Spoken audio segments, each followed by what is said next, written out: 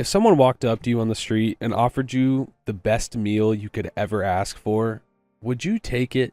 Well, after hearing today's story, I'm not taking it. And I have a feeling you guys are going to feel the same way here shortly. Anyways, while we read today's story, we're going to be working some more on my storage room in Minecraft. So yeah, let's go ahead and get right into it. Today's story is from r/no sleep from user More Tanks. I went to a free meal for the homeless. I should have stayed hungry. I've been living on the streets for 7 years. 7 long years out here in snow, freezing cold, heat, storms. I know I'm not special, just one of thousands of homeless people living the exact same way, dealing with the same kinds of problems. Some worse, some easier. People end up out here for all kinds of reasons, physical, mental, cut off from any normal chance at life.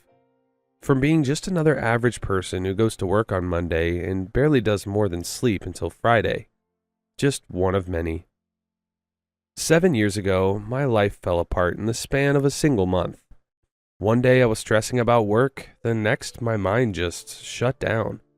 The place I worked at closed. Just like that, I had to start looking for a new job. But that wasn't even the bottom of it. My parents' house caught on fire. They both burned inside, and I broke. I couldn't sleep at night, or I was fighting off panic attacks. My girlfriend at the time stayed with me for 2 weeks. I always knew she didn't love me enough to stick around, and sure enough, she left at the first real chance she got. So I was left alone, with my problems, with my demons. In the end, I had nothing left.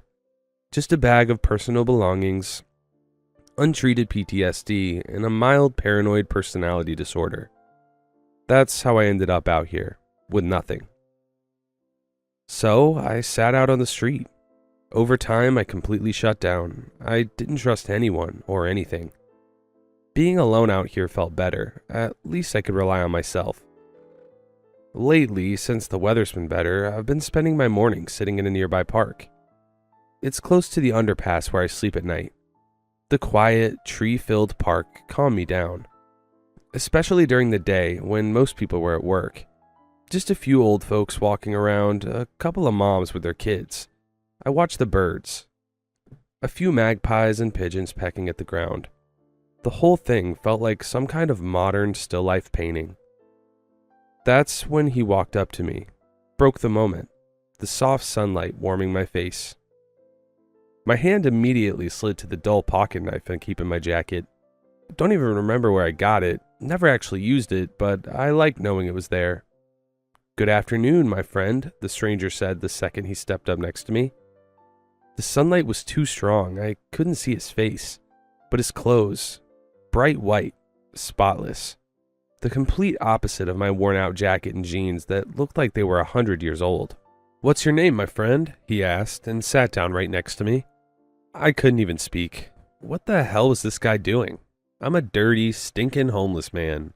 My beard's long, my hair's a mess, filthy, like a stray animal's, and he just sits down right next to me? "Can I help you with something?" I said, my voice low and rough. I tried to make myself look even worse, more threatening. Maybe he'd change his mind and leave me alone. He was practically sitting shoulder to shoulder with me now. His face brown, cheerful, friendly. His eyes were dark, but they had this soft shine to them. Calm, gentle. I knew exactly what kind of guy he was. I'd run into plenty like him over the years. I let go of the knife in my pocket and went back to watching the birds. "My friend, I'm the one here to help you," he said kindly. "Come with me. We'll give you clean clothes, a hot meal, medical care. I'm sure there's something you need."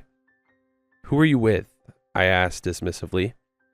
I never liked these church types. Sure, they helped, but there was always something they wanted in return. Sit through their sermons, hand out flyers, bring in more homeless people. It was never my thing. "Come and I'll show you, my friend," he said after a moment. "I'll pass, thanks," I replied coldly. The man in the clean white clothes just smiled, like I'd said something funny. "All right, my friend," he said a few seconds later. "We're just beyond the park. If you change your mind, come by. We serve lunch and dinner, too." My stomach growled quietly. I don't think he heard it. I stayed perfectly still, like some kind of wild animal just waiting to strike. But it wasn't hunting. It was fear. The frozen kind, like when you see someone get hit by a car and you just can't move. The man stood up from the bench, stretched his arms up toward the sky, let out a satisfied sigh as he soaked in the sunlight. "Here, take this at least," he said, handing me a small package. "Something to eat, my friend, and our card in case you change your mind, so you know where to find us." Then, with one last kind smile, he walked away, and I put the little package aside. I didn't trust it enough to eat whatever was in it. I kept my eyes on the entrance, the wide double doors thrown open like it was some kind of concert check-in. But instead of security or ticket scanners, there were just a few white-clothed, cheerful figures standing out front. Homeless people were arriving, maybe a dozen of them. The people in white welcomed the ragged street folks with warm smiles, inviting them inside like they were long-lost family. I didn't want to go in blind. That's not how I work. I needed to see, to know what I was walking into, who was inside, what was inside. But hunger had been gnawing at me since yesterday. Water I could manage from the park fountain, but food, I couldn't even remember the last time I'd had a real meal. Meanwhile, the group of homeless people was guided through the open doors. Dirty, worn-out figures thanking them over and over for their kindness. Something about the place felt off, but I'd been to a few of these so-called soup kitchens over the years, most of them tied to some kind of religious crap. This wouldn't be any different. I go in, eat, and leave. I don't need anything else from them. As I stepped out from behind the bushes, I ran straight into someone I recognized. "Noah?" The thin-bearded man with one eye asked. I didn't answer. I knew who he was, but I wasn't in the mood. I was already dealing with something I didn't want to deal with, and now he had to show up too. "Noah, it's me, Colton. You remember me?" he said, stepping closer. Colton was a good guy. Well, as much as a one-armed, one-eyed veteran could be. His head was even more fucked up than mine. Coming back from Iraq only made things worse for him. He was unlucky enough to lose his arm to his own grenade, and that's how he lost part of his vision too. No medals, no recognition, no heroic story waiting for him back home. Just being forgotten. And the streets. "Yeah, Colton," I replied flatly. "I know who you are." "Ah," he shouted, loud enough for people walking by to turn and stare. "That's what I like to hear. So, where are you headed? What's new with you these days?" I didn't answer right away. What bothered me more was the way people were still watching us. Regular people. Staring. Judging. And then it got worse. Two of the white-clothed figures waved at us. The third was already walking toward us, smiling. Fuck, Colton. This is not how this was supposed to go. We walked in together, Colton and I. The guy kept talking non-stop. I swear he didn't take a breath. But I wasn't really listening anyway. As we followed one of the white-clothed people, I tried to map the place out without being obvious about it. I pulled my dirty hood over my head. It wasn't cold, but at least it made me feel a little hidden. Still, I didn't see many ways out. We moved down a hallway. Large, empty rooms lined both sides. Looked like lecture halls or something. When we reached the end, I could already smell the food. Freshly cooked, real meat. The kind of smell that almost melts in your mouth before you even taste it. Even Colton quieted down. I could see it on his face, like he hadn't smelled something like that since he was a kid. Then we stepped through the door behind the white-clothed guide and finally saw what we came for. A big open room, like a school or office cafeteria. Long rows of tables stretched across the center. Gray metal tables packed with homeless people. A normal person would probably think the smell alone would make it impossible to eat in there, but when you're as hungry as we were, that kind of thing doesn't matter anymore. Most of them were already eating. And not just eating, devouring it. Thick stew, steaming hot, heavy, rich soups. Some were still lined up at the serving counter, but everyone who walked away had massive portions. It didn't feel like a soup kitchen, it felt like a restaurant. Colton rushed straight to the line like a starving wolf, already waiting for his turn. Something about the place felt wrong, not just to the broken part of my mind. Even a normal person would have found it strange. Too clean, too friendly, too perfect. It actually made me less hungry. Behind me, the white-clothed guy shut the doors, then smiled at me before walking off to a corner where others were handing out fresh clothes. "Friend, I'm glad you came," a familiar voice said. It was the same guy from earlier, the one who brought me here.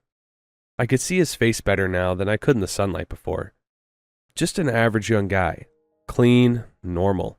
His white clothes still perfectly pressed. "What is this place?" I asked, glancing back toward the door, where another white-clothed woman was guiding in a few more homeless people. Same warm smile, and the moment they stepped inside, she let them loose like starving puppies at feeding time.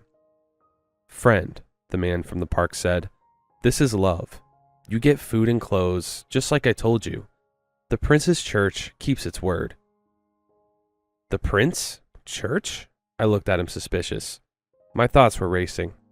What prince? What church? Who are these people? Why are they doing this? And why like this? Only one thought made sense. I need to get out of here. "I want to leave," I said firmly. He just kept smiling at me, like he hadn't even heard what I said. I stared at him, getting irritated, my hand already searching for the knife in my pocket. "Hey Noah," Colton's voice cut through the tension. "I got you some too." He was at the front of the line, waving his one arm around, holding 2 large steaming plates of food. I just stared at him annoyed. I didn't want to be here. Something about this place was wrong. I didn't want to eat, didn't want to sit down, not even for a minute longer. The white-clothed guy kept smiling at me, like he was just waiting for me to give up and accept it. "I really want to leave," I said again, more clearly this time. "Okay, I'm so sorry. I don't know if you guys are thinking it too. I don't want to sound out of pocket or anything, but if his friend with the one arm is standing at the front of the line, waving his one arm around, holding 2 large plates of steaming food, how? Like, what? Wait, how? All right, I'm sorry. I'm going to continue." "Of course," he said, still smiling. "Just have something to eat first, since you're already here. After that, you can go wherever you want." He never dropped that smile. Always calm, always friendly. That damn smile was getting under my skin. I almost wished he'd get angry or yell. At least then I'd know what I was dealing with. But what do you do with something like this? That smile felt worse than anything else. I licked my dry lips, trying to think of a way out. Where to run, what to do. Anything to get out without them noticing. I could feel panic starting to creep in. The quiet, the white clothes, the constant smiling. The way everyone ate so calmly, so properly, like they weren't even homeless. "How many times do I have to call you?" Colton grabbed my arm. "What?" I snapped out of it, my thoughts breaking apart. "One of those smiling freaks helped carry our food to the table," he said, almost scolding me. "Come on, you can talk to them later." Okay, that makes sense. Then he started pulling me along like a kid. There was something in his grip, something in the way he dragged me forward. The kind of feeling that makes you go along without thinking. Even though he was thin as hell, Colton was strong. Strong enough that I didn't resist at all. I just let him pull me between tables, toward our seats. Colton sat across from me at the long metal table. To my right, a disheveled woman was wiping her plate clean with her dirty index finger, then licking the brown stew sauce off it like a starving cat. The smell of the food was overwhelming, my stomach twisted into knots, hollow and aching. I don't think a hot meal had ever felt this tempting and this unbearable at the same time. But I didn't eat. Neither did Colton. "Do you remember?" Colton spoke, staring blankly at the steaming food in front of him. "The first time we met. It was a place like this." "Yeah, I remember," I answered flatly. "You were helpless when I saw you there at the soup kitchen," he continued. "You told me to leave you alone, said you didn't need help, but I could see it on you. You were just another lost soul, same as me." His voice was different, more composed, like for a moment he'd gathered what was left of his mind, and the man sitting across from me wasn't the same Colton from a minute ago. "I knew I had to help you," he said with a faint, friendly smile. "So you'd survive out there, so you'd become one of us, one of the street." "I would have survived on my own," I cut in, a little irritated. "Sure," Colton shot back, "just not as well. But tell me, do you remember what we ate back then, at that place? Must have been 6 years ago now." "Something like that," I nodded, "and no, I don't remember what we ate." "It was stew," Colton said, distant, "but not like this. I remember it clearly. It was more like watery meat than real stew. The bread was hard, stale, leftovers for people like us, but this... He pressed his dirty fingers into the slice of bread on his tray. This is thick, rich, real beef stew. The bread's fresh and crunchy. Why are they giving us something like this, Noah? He already knew. I saw it in the way he looked at me. I could feel it in the way his mind shifted mid-sentence. Something was very wrong here, even if the signs were small. I don't know, I said quietly, but I don't want to stay here. I know, Colton nodded, but those smiling ones, I don't think they're as friendly as they look. He tilted his head toward a group of people in white. Maybe 10 of them stood in the corner. None of them spoke. They just stood there, smiling, watching the herd of homeless people stuffing their faces. As I looked around, I realized they were everywhere, positioned all over the room.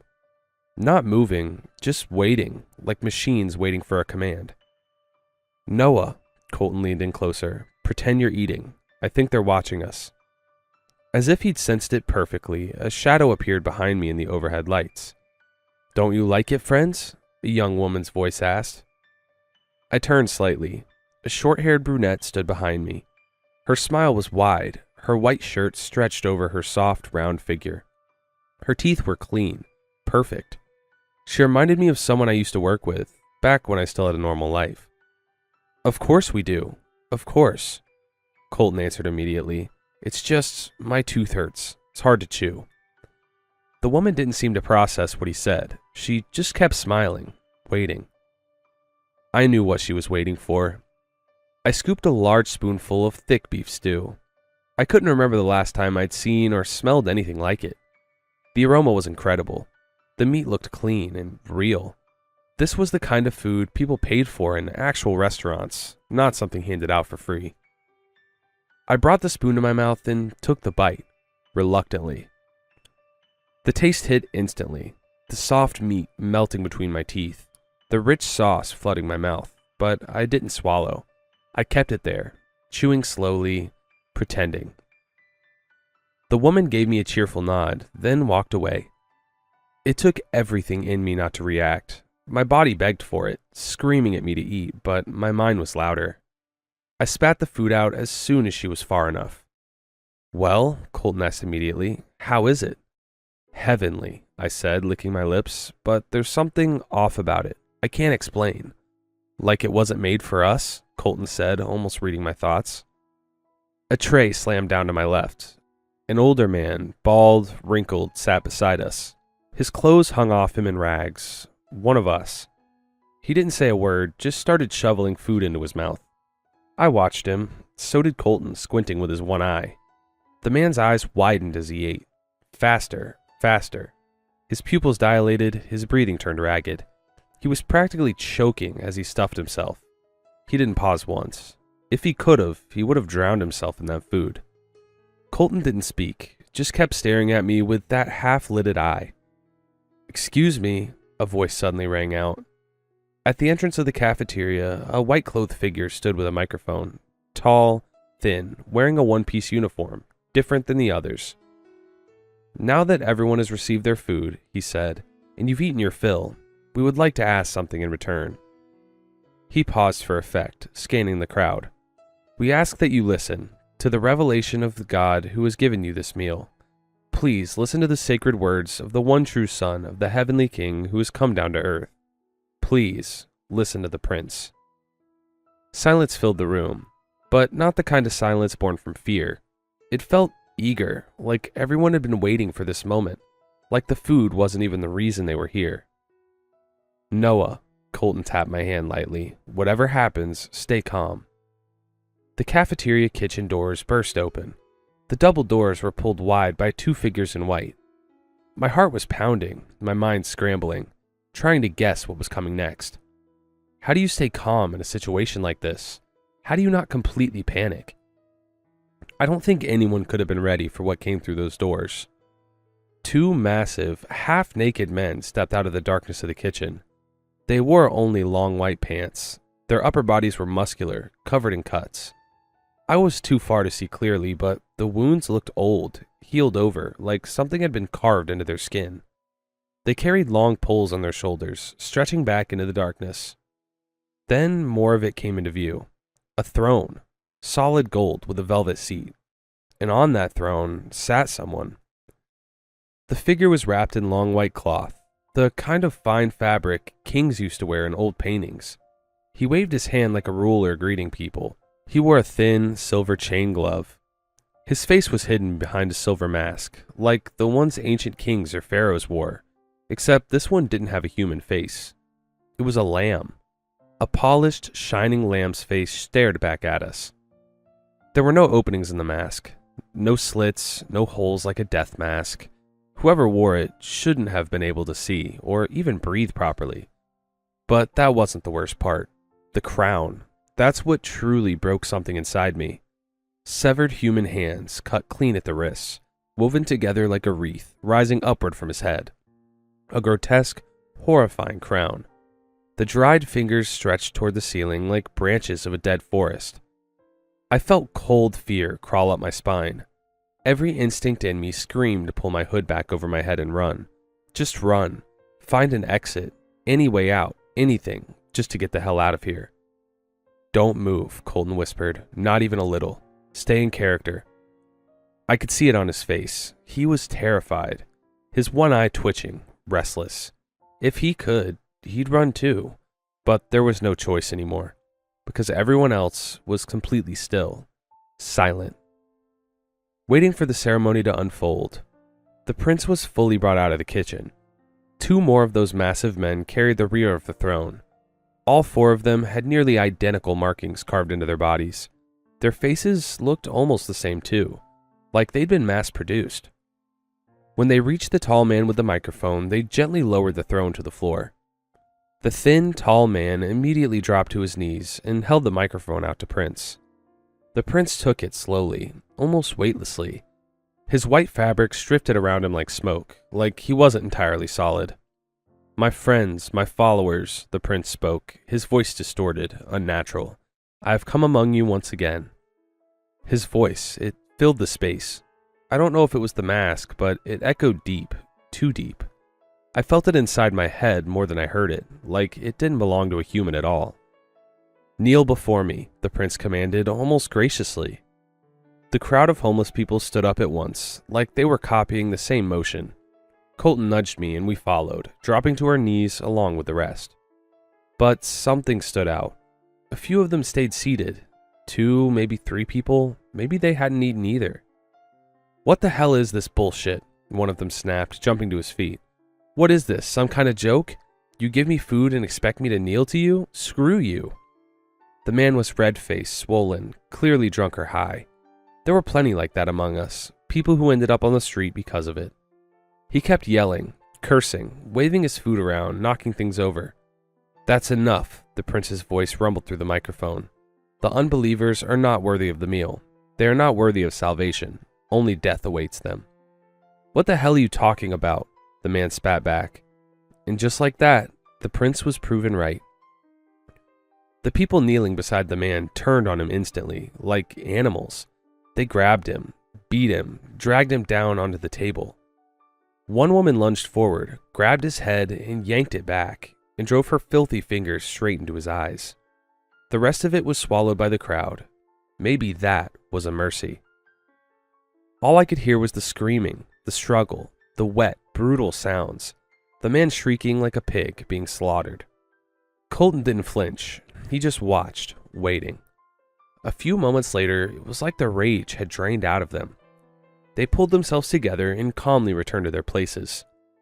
A long-haired man's face was covered in blood, a woman's hand still dripping with what was left of the man they'd torn apart. The prince patiently waited until everyone stumbled back to where they belonged. No one remained seated. Either they dropped to their knees quickly, or they had already become prey. My body was trembling. I lowered my head, staring at the floor in fear. My thoughts weren't racing anymore. I wasn't thinking about escape, not about finding a way out. I just wanted to survive. Even the barely living existence I had out on the streets felt better than this. When everything fell silent again, I started hearing something strange. A metallic clanking, like someone struggling to stand. Slow, heavy, like an old man forcing himself upright. The sound was harsh, grinding, like rusted metal shifting. The prince slowly rose from his golden throne. Under the white fabric, it looked like pieces of chainmail moved with him, like something a medieval knight would wear. Did he really believe he was the son of kings? My friends, my followers, the prince straightened. He hadn't seemed that tall sitting down. If anything, I would have said he was small, but standing there, he looked at least 6.5 feet tall, maybe more. His long, thin arms stretched out from beneath the cloth. One held the microphone, the other lifted into the air, ready to preach. "Listen to me now," he continued, his voice rumbling through the space, deep and overwhelming. "You poor, broken, forgotten people. The fact that you are here, that you accept my grace, is the best thing that could ever happen to you." He paused, letting the words sink in. Then, like a prophet, he stepped forward, moving between the rows. The way he moved, it wasn't normal. Smooth, weightless. Nothing left of that stiff, mechanical motion from when he stood up. "The world cast you aside," he went on, gliding between the kneeling crowd. "A corrupt world where all that matters is money, power, and the exploitation of others. A world where you suffered, where you froze, where you starved, but that is why you are here. You suffered, and without suffering, there is no salvation." He turned toward our row, toward me. My heart was pounding so hard I thought it would break through my ribs. Sweat beaded on my temples. My mouth went dry. I was terrified of that thing. Terrified it would notice I wasn't like the others, that I wasn't lost in it. That the moment it reached me, it would unleash its followers on me. "I have given you food and drink," the prince said, his voice metallic through the mask. "As prophets before me have tried, but this food is the true meal, the true flesh and blood. This is the real gift." He kept getting closer. I glanced up as he drifted past the kneeling people, almost floating, brushing his hand against them like they were pitiful animals. "The world has forgotten you," he said, "but I have not." Then he reached me. His cold metal hand slid across my shoulder. I will never forget that touch. It was freezing. The smooth, silver-covered hand sent a chill all the way down my spine. My breath caught. My throat tightened. My back was soaked in sweat. Colton watched it happen with a hard, fixed stare, watching death itself brush against me. I'll say this much. Whatever that thing was, it might really have been something divine, or something far worse. "You are my chosen people," the prince continued as he moved past me, back toward the kitchen and his throne. "You are the ones worthy of me in this filthy world. You are my flock, and in you I take pleasure." He stopped beside his throne and looked out over the kneeling crowd. If I had to guess, there were at least 100 of us, maybe more. I couldn't see his face, but I knew. Whatever was behind that mask, it was pleased. "Initiates," the prince called out, his voice ringing with triumph. "Let the induction of the new ones begin." The ones in white sprang into action like dogs given a command. At first, it didn't look organized, but somehow each of them knew exactly where they belonged. Some moved toward the entrance we came through, others started clearing the tables, and a few stepped up to the ends of the rows. Without a single word or signal, the kneeling homeless people stood up. The same thing happened at our table. A middle-aged woman stepped up to the end. She didn't say anything, just looked over us. That was enough. The others stood immediately and started moving toward her. Colton followed them without hesitation. I didn't really have a choice. I played along and got up too. We formed lines, pairs, like school kids being led somewhere. We followed the white-clothed woman in a long, winding line. Somehow, Colton and I managed to position ourselves next to each other. I could tell he was holding himself together, keeping control like a soldier would, but he was just as scared as I was. "Colton," I whispered, "what do we do now? What happens now?" "I don't know," he muttered quietly, "but we need to get out of here." The crowd moved in neat, organized lines, 2 by 2, heading back the way we came, out into a long hallway with the lecture rooms. The woman led us into one of them, like a teacher guiding her class. Colton and I followed. I had no idea when he planned to make a move, or how, but with every step, I felt like our chances of getting out alive were shrinking. Inside, the room was filled with chairs, rows and rows of them, like a university lecture hall. The front rows were lower, the back rows rising up behind them. Everything was positioned so the stage at the front was clearly visible. There was a single door at the edge of the stage. A bald, middle-aged man in white stood there waiting, smiling as we slowly filled the seats. No pushing, no confusion. Everyone just seemed to know exactly where to go. We kept up the act and sat down too. Luckily, we ended up at the end of the row. Colton sat one seat in, between me and a stiff-faced, unmoving middle-aged woman. I was right on the edge, closest to the stairs in the entrance, closest to a way out. Once everyone was seated, the bald man on stage stepped forward. A huge grin spread across his face. "Now that everyone has found their place," the woman who led us in announced, her voice almost ceremonial, "my friends, listen to the sacred words. Listen to the hidden teachings that our Lord, the Prince, has revealed to us. Be blessed. Let the initiation begin."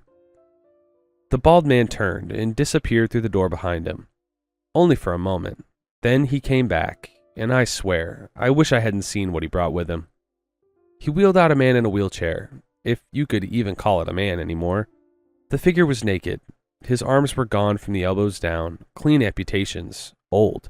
His eyelids were missing. So were his lips, surgically removed. But the worst part was his throat. A massive incision cut across his neck. From it, thick metal tubes jutted out, several of them, like the pipes of an organ. They stuck out at different angles, glinting under the lights. The whole thing barely looked human anymore. I couldn't speak, neither could Colton. He just stared at the stage with that same hard expression. "Dear God," someone whispered behind me. I glanced back. A young guy sat a row behind us, dirty, thin. His eyes were wide with terror, his hand clamped over his mouth. I'm gonna die here," he whispered, louder now. His face twisted with fear, tears building in his eyes. He was on the edge, one push away from completely breaking. "Be quiet," I whispered, turning halfway toward him. "Stay quiet, calm down, or we're all dead." He looked at me confused, still covering his face. "You too?" he asked, a flicker of hope in his voice. "You didn't eat either? You're not like them?" "No," I hissed. "Now shut up, they'll hear you." "Look, my friends," the bald man on stage shouted. "Behold our Holy One. Listen to his purified, divine voice." The thing in the wheelchair began to make a sound. A low, unnatural vibration. The tubes in its throat shifted slightly, like something inside them was moving. Maybe it was trying to hum, maybe speak. But the sound kept growing, louder and louder. I felt it in my ears first, the pressure building, my eardrums straining against the rising volume. Then in my chest, vibrating, rattling something deep inside me.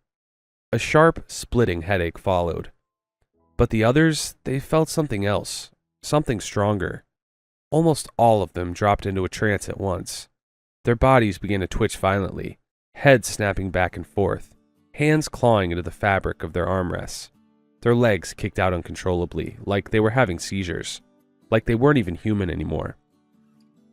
The thing on the stage kept going, the sound now blasting through those metal pipes, an unbearable, piercing noise. I could barely hold myself back from covering my ears. The kid behind us broke down, sobbing uncontrollably. Colton didn't move, didn't react, just stared. "Colton," I leaned in close so he could hear me over the noise. "What do we do? What happens now?" He didn't answer right away, just kept watching the stage. Then he leaned in, close to my ear. "Noah," he whispered, "do you still have the knife I gave you?" "That knife in my pocket. I got it from Colton, or rather, I hid it for him. How the hell did I forget where it came from?" Back when I was still on good terms with him, early in my time on the streets, it didn't take long to realize the guy wasn't all there. He probably never had been, but the war made it worse. One day he came rushing up to me, rambling about God knows what, shoved a folding knife into my hand, told me to hide it, then disappeared. A few days later, the cops took him. He'd stabbed someone on the street. I never found out exactly why, just that the guy didn't die, only got seriously hurt. Colton got 3 years, and the evidence was sitting in my pocket the whole time. "Yeah, I've got it," I said, gripping the small plastic-handled knife inside my jacket. Colton nodded, then leaned in again. I could see it on his face. The sound from that thing on stage was getting to him too. "I've got a plan, but you have to do exactly what I say," he whispered. I nodded, tried to shift my shoulder up toward my ear to muffle the noise. It was unbearable, like a metallic scream drilling straight into my skull. "Then give me the knife," Colton said, holding out his hand. I hesitated. Why? Why in a moment like this? I don't know, but something about his face felt off. I could see he wanted out just as badly as I did, but there was something else there too. Something I couldn't quite place. The second I pulled the knife from my pocket, Colton snatched it like a hawk, flipped it open in one smooth motion. He glanced at me, just one look. But it was enough. Whatever was left of Colton wasn't there anymore. It all happened in a blink. He half rose from his seat, spun around, and drove the knife straight into the neck of the convulsing woman sitting next to the terrified kid behind us. Blood sprayed everywhere. The kid was instantly drenched in it, and whatever was left of his composure shattered completely. He screamed. "Unbeliever!" Colton shouted. "Unbelievers must die!" The twitching crowd stopped almost at once, like someone flipped a switch. Every single one of them turned toward the screaming boy, staring like a pack of animals. "Unbeliever!" the bald man on stage shouted too. "The unbeliever must die!" The crowd, silent just moments ago, launched at the boy all at once. He screamed, kicked, thrashed like an animal caught in a trap. I just sat there, frozen, watching it unfold. Then I felt a hand grab me and yank me out of my seat. Colton. I don't even remember how he got out of the row, but there he was, gripping my arm with what remained of his. "Move," he shouted. "We have to get out of here." He didn't give me a second to think, just dragged me along. The crowd was still tearing into the kid behind us. His screams were still echoing through the room. Colton was already sprinting for the door. Just a few more steps and we'd be out. But then something stepped into our path. A filthy, long-haired man, ragged, standing in front of Colton. He didn't move, just stared at him with a wild, empty look. "Unbeliever," he muttered. Colton didn't wait. He lunged at him like a wild animal, knife in hand, but the strike didn't land right. Just caught the man in the arm, and that was enough. They crashed into each other, struggling, grappling. I froze, didn't know what to do. "Get to the door," Colton yelled, choking the man against the wall with one arm. "Go, make a way." That snapped me out of it. I ran, straight for the double doors we came through. I shoved them open. The hallway was right there. Left turn, the exit's there. That's it. Just run. I glanced back. Chaos. Bodies piled over each other between the rows. The thing in the wheelchair was still on stage, silent now. The kid wasn't screaming anymore. Colton was still fighting. What do I do? The thought hit me hard. Do I help him? Do I save him after what he just did? After sacrificing that kid and killing that woman? Or would he throw me to them next if it meant saving himself? I didn't get to decide because when I turned back toward the hallway, I ran straight into one of the Prince throne bearers. Up close, he was even bigger.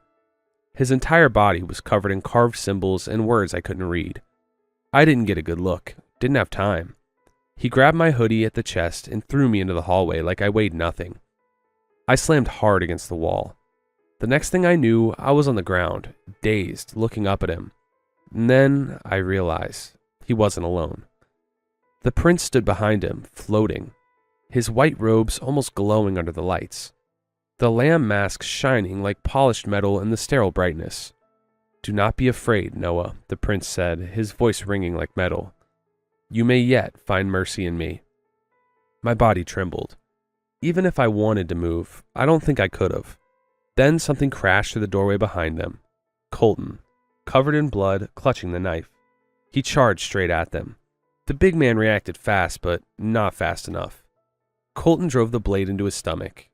It didn't drop him, didn't even slow him down. Like an enraged bull, the giant grabbed Colton by the neck and lifted him off the ground like he was nothing. "Unbelievers," the prince said quietly, stepping back. That was it. I ran. Didn't think, didn't look back, just ran for the exit. I hit the doors so hard they flew open, knocking aside the white-clothed figures standing guard outside.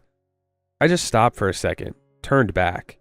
Colton was already on the ground, his neck bent at an angle it shouldn't be.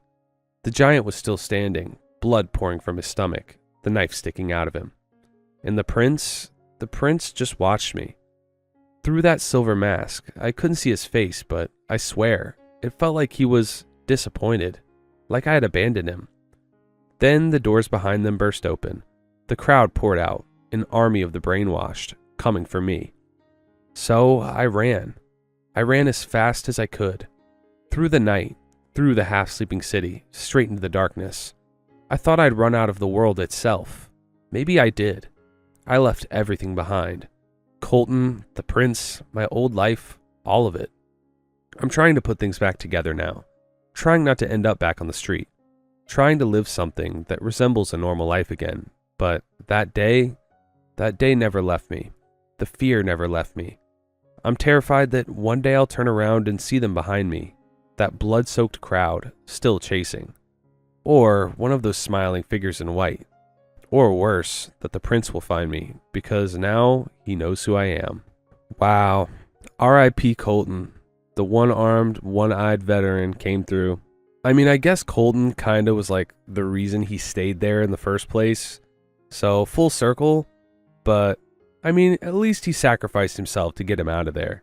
But yeah, after this situation, if I were the OP, I'd be moving to a different country, because you just always be looking over your shoulder, waiting for like that creepy smile or the prince in that mask. Like, yeah, no, I'd be 100% moving thousands of miles away from wherever this took place. Anyways, huge shout out to the author More Tanks for the amazing story. If you guys want to go check out more of their work, links can be down in the description.